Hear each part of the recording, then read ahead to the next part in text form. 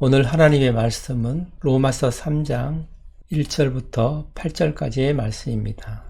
그런즉 유대인의 나음이 무엇이며 할례의 유익이 무엇이냐? 네, 유대인의 나음이 무엇이며 할례의 유익이 무엇이냐라고 유대인이 반문을 하는 것입니다. 로마서 3장 1절부터 8절까지는 유대인들이 질문을 하고 사도 바울이 그것에 대한 답을 하는 형식으로 구성이 되어 있습니다. 사도 바울은 2장에서 유대인들의 죄에 대해서 지적을 했습니다. 유대인들은 하나님으로부터 율법을 받았습니다. 그리고 할례를 행함으로 하나님의 백성이 되었습니다. 하나님으로부터 율법을 받았지만 그 율법대로 행하지를 않았습니다. 율법을 다른 사람에게 가르쳤지만 정작 가르치는 유대인들은 그 율법대로 행하지를 않았던 것입니다. 그것에 대해서 사도 바울은 유대인의 죄를 지적을 한 것입니다. 남을 가르치기는 하지만 정작 본인은 그 가르침대로 지키지를 않았던 것입니다. 그리고 육신적인 할례를 자랑을 했습니다. 하나님의 백성으로 해서 육신적인 할례와 율법을 받음으로 유대인들은 구원을 받는다고 생각을 했습니다. 그러나 사도 바울은 육신적인 할례로는 구원을 받을 수 없다고 했습니다. 할례는 하나님의 백성이라는 표입니다. 하나님 나라의 백성이면 하나님 나라의 법을 지켜야 되는데 율법을 지키지 않았다는 것입니다. 율법을 온전히 지킬 때 할례가 의미가 있다는 것입니다. 육신적인 할례만으로는 유대인이 될 수가 없다는 것입니다. 사도 바울은 그렇게 유대인의 죄를 지적을 했습니다. 할례는 마음에 받아야 되고 성령에 의해서 마음의 할례를 받아서 마음의 변화를 받아야 된다고 말씀했습니다. 성령께서 마음에 오셔서 그 마음에 완악한 것을 다 제거하고 하나님께 불순종하는 마음을 다 제거해버리고 오직 하나님을 사랑하는 마음이 있게끔 하는 것입니다. 성령께서 오시면 그런 일을 하는 것입니다. 그렇게 마음이 변하여서 하나님을 사랑하게 된다는 것입니다. 그러나 유대인들은 육신의 할례만 받으면 다 끝난 것으로 생각을 했습니다.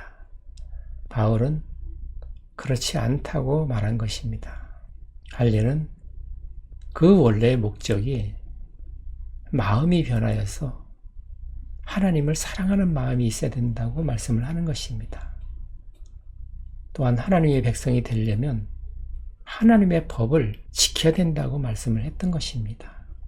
그런 바울의 지적에 대해서 유대인들이 반론을 하는 것입니다. 그러면 율법을 받은 것과 할례가 우리 유대인에게 무슨 유익이 있느냐라고 반문을 하는 것입니다.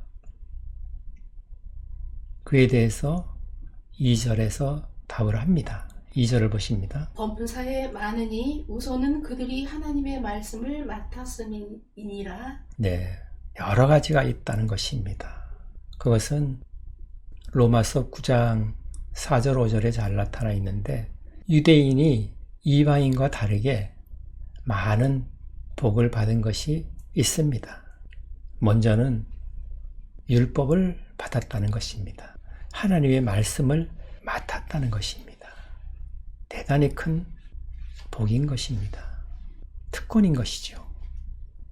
하나님의 말씀을 받음으로 해서 율법에 나타난 하나님을 알게 된 것이고, 죄를 모르고 살았던 사람들이 죄가 무엇인지를 깨닫게 되고, 그 죄에서 멀어지려고 노력을 하고, 그리고 할례를 받음으로 하나님의 백성이 되고, 하나님께서 그 백성과 함께 동행을 하셨습니다. 하나님께서는 그런 크신 은혜를 베푸신 것입니다. 창조주 하나님께서 유대인들과 함께 동행을 하셨던 것입니다. 또한 지켜보호해 주셨던 것입니다. 많은 유익이 있었던 것입니다. 그러나 그런 표면적인 할례로는, 표면적인 유대인으로는 구원을 받을 수는 없었습니다. 구원을 받기 위해서는 예수 그리스도께서 이 땅에 오셔서 구원의 역사를 행하신 그 복음을 믿었어야 하는 것입니다. 유대인들은 겉으로만 보이는 그런 형식적인 행위로서 구원을 받는다고 생각을 했었습니다. 그러나 그 이면에 하나님의 깊은 뜻이 있었다는 것을 알지를 못했습니다. 그것을 사도 바울이 지적을 했던 것입니다. 그 다음 절을 보십니다. 어떤 자들이 믿지 아니하였으면 어찌하리요? 그 믿지 아니함이 하나님의 미쁘심을 패하겠느냐? 예. 어떤 자들은 유대인 중에 어떤 자들을 말씀합니다. 유대인들이 일부는 믿지 않았다는 것입니다. 그러면 하나님의 약속이, 하나님께서 이스라엘 백성과 맺었던 언약이 폐하여지느냐? 그렇게 질문하는 것입니다. 하나님께서 아브라함을 통해서 언약을 하시고 이스라엘 나라를 만드시고 이스라엘을 통해서 모든 이방 민족이 복음을 전해 듣고 구원받을 수 있도록 하셨습니다.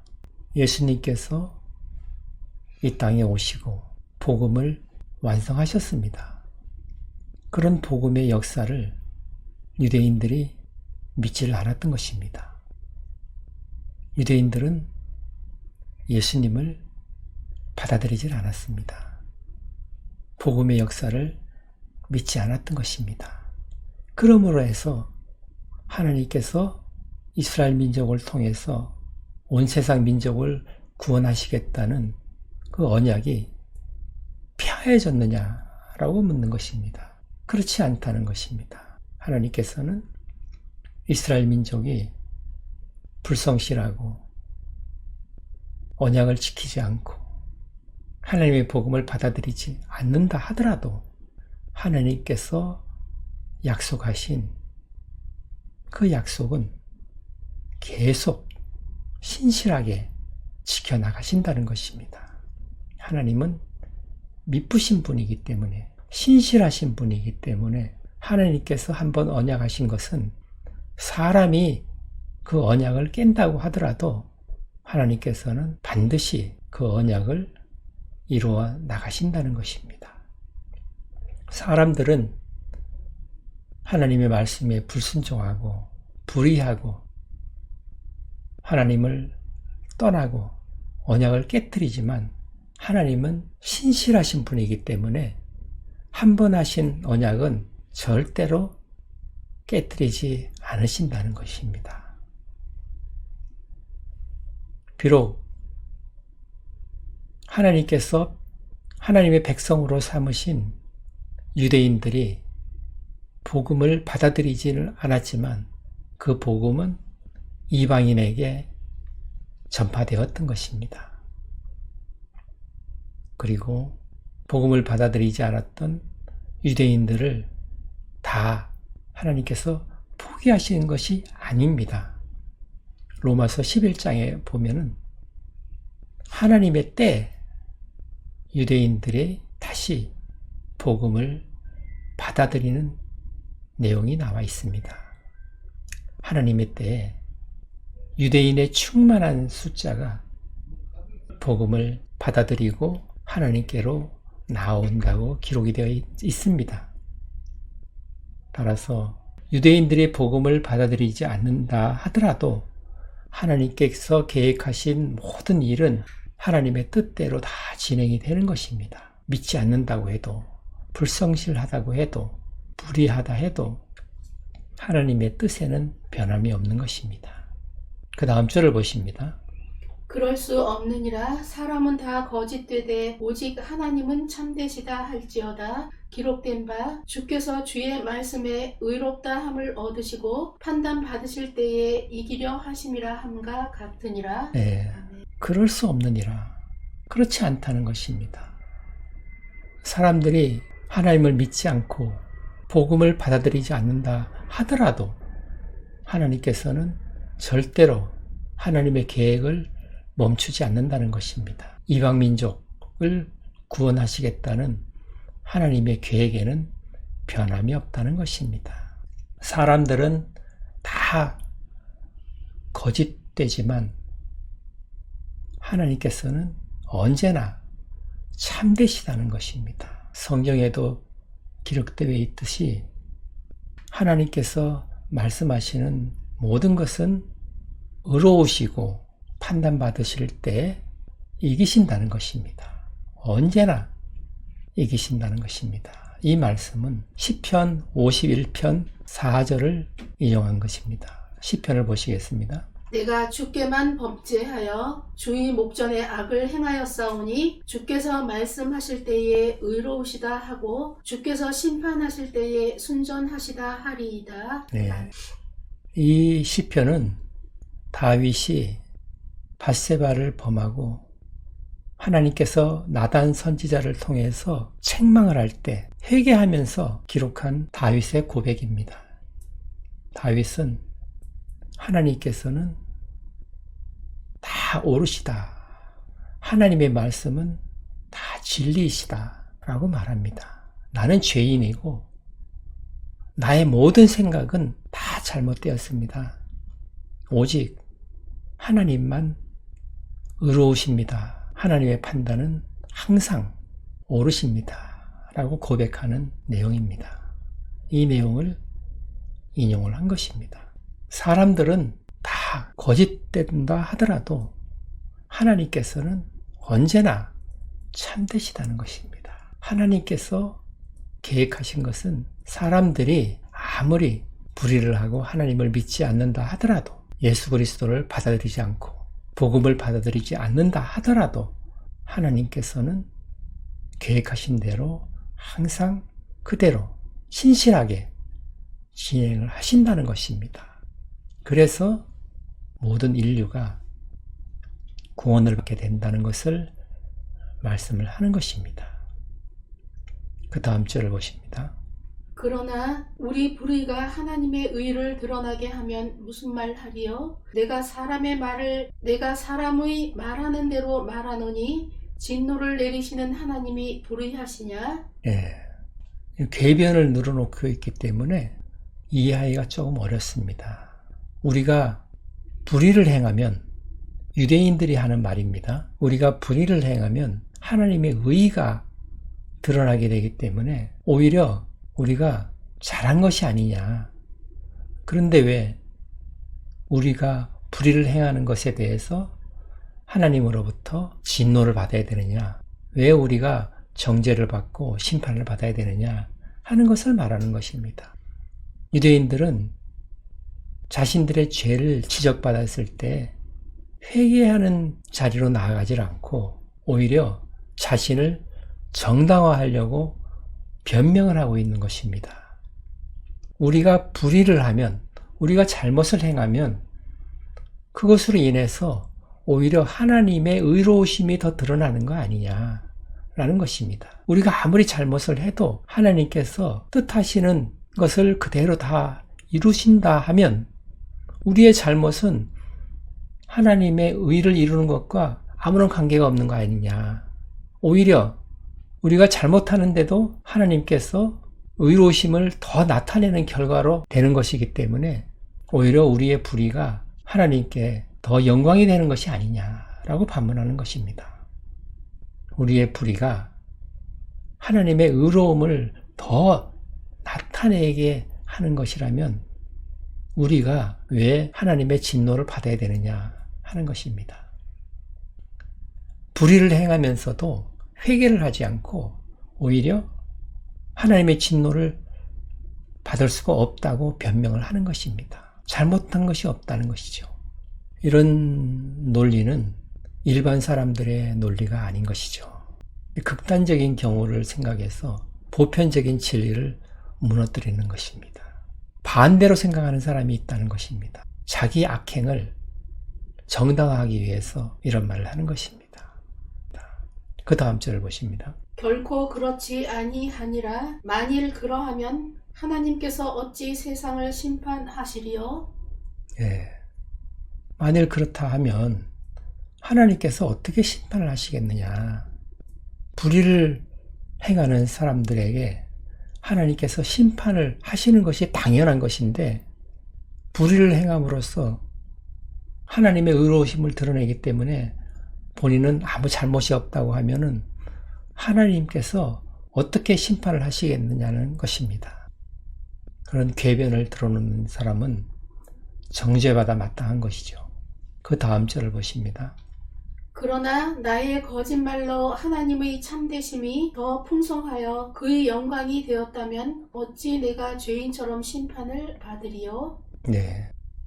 내가 거짓말을 하게 되면 하나님의 참되심이 더 드러나게 되는 것이 아니냐.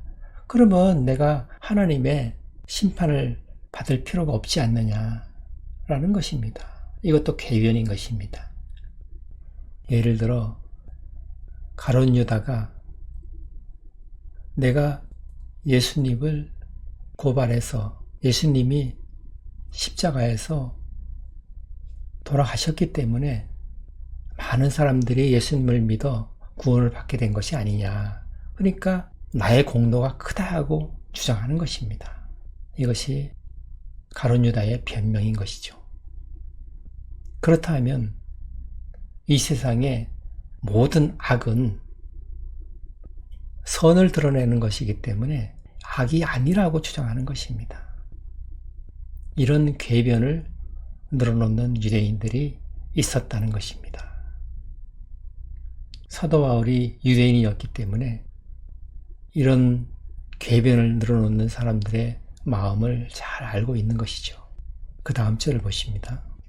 또는 그러면 선을 이루기 위하여 악을 행하자 하지 않겠느냐? 어떤 이들이 이렇게 비방하여 우리가 이런 말을 한다고 하니 그들은 정죄받는 것이 마땅하니라. 아멘. 예. 그러면은 선을 위해서 우리가 악을 행하자 하지 않겠느냐. 그렇게 되는 것이죠. 하나님의 선을 드러내기 위해서 우리가 악을 행해야 된다라는 논리가 성립이 되는 것입니다. 그럼 말도 안 되는 궤변을 하는 것이죠. 그러면서 오히려 바울 일행이 그런 말을 하고 다닌다고 비난을 한다는 것입니다. 그런 사람들은 정죄받아 마땅하다. 그런 사람들은 심판을 받아 마땅하다고 말을 하는 것입니다. 그런 사람들에 대해서 사도 바울은 어떤 논리적으로 대응을 하지를 않습니다.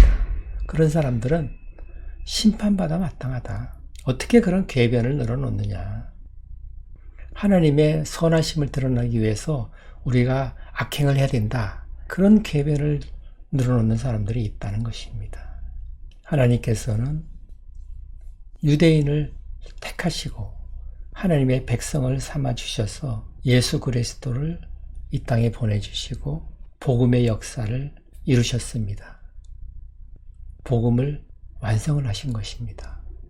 하나님께서 이스라엘을 하나님의 백성으로 삼아주신 것은 이스라엘 백성을 제사장 나라로 삼아서 이스라엘 백성을 통해서 다른 민족이 구원을 받게 하시려고 이스라엘 백성을 택하신 것입니다. 그러나 이스라엘 백성들은 예수님이 오셨을 때 거절했던 것입니다. 그리고 하나님의 계획이 그것으로서 끊어진 것처럼 여겨졌던 것입니다. 그러나 오늘 본문에서 그렇지 않다는 것입니다. 하나님께서 이스라엘 백성을 통해서 다른 민족에게 복음을 전하고 구원을 받게 하시려고 하셨는데 그 계획이 이스라엘 백성의 잘못으로 인해서 바뀌거나 없어지거나 하지 않는다는 것입니다. 이스라엘 백성이 하나님과 언약을 해서 언약 백성이 되었지만 하나님의 뜻을 이루지를 못하고 언약을 깨뜨렸다 하더라도 하나님께서는 이방인에게 복음을 전하게 하신 것입니다. 그리고 때가 되면 하나님께서 택하신 이스라엘 백성이 복음을 받아들이도록 하나님께서 인도하신다는 것입니다. 하나님의 때에 이스라엘 백성이 복음을 받아들여서 이스라엘 백성이 충만한 수가 찰 때까지 예수님을 믿는 그런 때가 온다는 것입니다. 하나님께서는 사람의 불의나 불순종으로 인해서 하나님의 계획이 바뀌지 않는다는 것을 말씀하는 것입니다. 아무리 사람들이 하나님을 떠나고 하나님의 언약이 눈으로 보기에는 깨어진 것 같아도 신실하신 하나님께서는 절대로 계획을 중단하시지 않는다는 것입니다. 사람들은 하나님을 떠날 때가 많이 있습니다. 자기의 뜻대로 되지 않을 때 하나님을 떠나는 사람들이 있습니다. 그리고 자기 생각과 다를 때 유대인들처럼 복음을 받아들이지 않습니다. 모든 사람들이 거짓된다 하더라도 거짓말을 한다 하더라도 하나님께서는 항상 참되시다는 것입니다. 절대로 하나님의 계획은 흔들리지 않는다는 것입니다. 우리를 향한 하나님의 약속은 절대로 변치 않는다는 것입니다. 그래서 우리는 소망이 있는 것입니다. 사람처럼 생각이 바뀌고 하나님을 멀리하고 또한 아무리 친한 사이라도 어떤 문제가 생기면 서로 헤어지고 약속했던 것들이 깨어지고 그런 일들이 있지만 하나님께서는 사람들의 생각과 불의에 관계없이 하나님의 뜻은 반드시 이루신다는 것을 오늘 본문에서 말씀하고 있는 것입니다. 하나님의 말씀을 생각하시면서 기도하는 시간 갖겠습니다.